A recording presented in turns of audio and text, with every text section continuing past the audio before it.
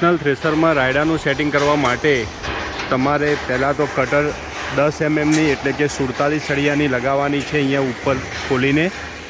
પછી ચારણામાં ઉપર 9.5 નંબરનો, નીચે 8 નંબરનો અને રેતીની જાળી 1.5 નંબરની, અને અહીંયા સુપડીનો ચારણો જે છે એ 4 નંબરનો લગાવવાનો છે. અહીંથી હવા સેટ થાય છે. આ ચકલી વચ્ચેની છે આઇડલ છે, આઇડલ એને ઢીલી કરવા માટે છે, અને બહારની ચકલીથી હવા સેટ થાય છે. તમારી બાજુ ખેંચશો તો હવા ઓછી થશે, આમ લેશો વચ્ચે રાખશો તો હવા ફૂલ થશે. જ્યાં સેટ કરવો ત્યાં રાખીને પછી આ અંદરની ચકલી આમ કરીને ટાઈટ કરી દેવાની, એટલે હવા એનાથી સેટ થઈને ચોખ્ખો રાયડો આવે એ રીતે એને સેટ કરવાનું રહેશે. ચારણાનો પટ્ટો અહીંયા જે છે એ ચારણાનો પટ્ટો અંદરની સાઈડ લેવાનો છે. તમારે જો ચારણો બ્લોક અહીંયા અંદર ભરાતું હોય તો આ ક્રોસ શટર આપેલું છે અહીંયા, શટર આગળની સાઈડે એ ઊંચું કરવાનું છે.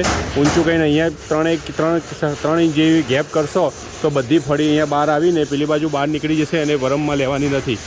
આ બારી ખોલશો, આ બારી ખોલીને અંદર પણ 2 પ્રેશર પ્લેટો આપેલી છે, એટલે કેટલો દાણો ઉઠાવતો હોય તો બંને પ્રેશર પ્લેટો આગળની આ બાજુની પ્રેશર પ્લેટ થોડી ઊંચી કરશો તો પણ દાણો કંટ્રોલ થઈ શકશે. પણ જો અહીંયા ચોકઅપ હોય તો આગળનું આ શટર જ ઊંચું કરવાનું રહેશે. આ બાજુ આપણે જોઈ લઈએ પટ્ટા. આગળના 3 પટ્ટા આગળ રાખવાના છે, પંખાના પટ્ટા અંદરની સાઈડ લેવાના છે. અહીંયા વરમમાં જે માલ જતો હશે એમાં થોડા કદાચ દાણા નીચે પડી શકે છે તો અહીંયા થોડું પાથરવાનું તમારે રહેશે. અને અહીંયાથી જે ફળી બહાર આવે અહીંયા નીચે બહાર લેવાની છે. તમારે વરમના અંદર એને જવા દેવાનું નથી. અહીંયા ખેંચવાનો પટ્ટો છે એક અંદર રાખવાનો છે.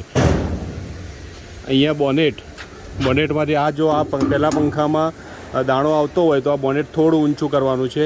દાણા પણ ચોખ્ખાઈ રહે અને આમાં પણ દાણો ના આવે એ રીતે એનું સેટિંગ કરવાનું છે. આ 2 પંખામાં દાણો આવતો હોય તો મેં કહ્યું એમ આ રીતે આગળ જે ક્રોસ શટર છે ઊંચું કરીને બધો માલ અહીંયા વરમના બધો માલ અહીંયા નેકમાં લઈને બહાર લઈ લેવાનો રહેશે. ચારણો ચોકઅપ નહીં થતો હોય તો દાણો ઉઠાવવાની કોઈ શક્યતા રહેશે નહીં. અને રેસ તમારે 13.5 થી 14નો આપવાનો છે. ચોખ્ખાઈ અને ચાણો ના ભરાય એટલો તમારો રેસ રાખવાનો રહેશે, જેથી ચોક્કસ આપણે રિઝલ્ટ રાયડામાં મેળવી શકીએ. આ પ્રમાણે તમારે સેટિંગ કરી દેવાનું છે રાયડામાં.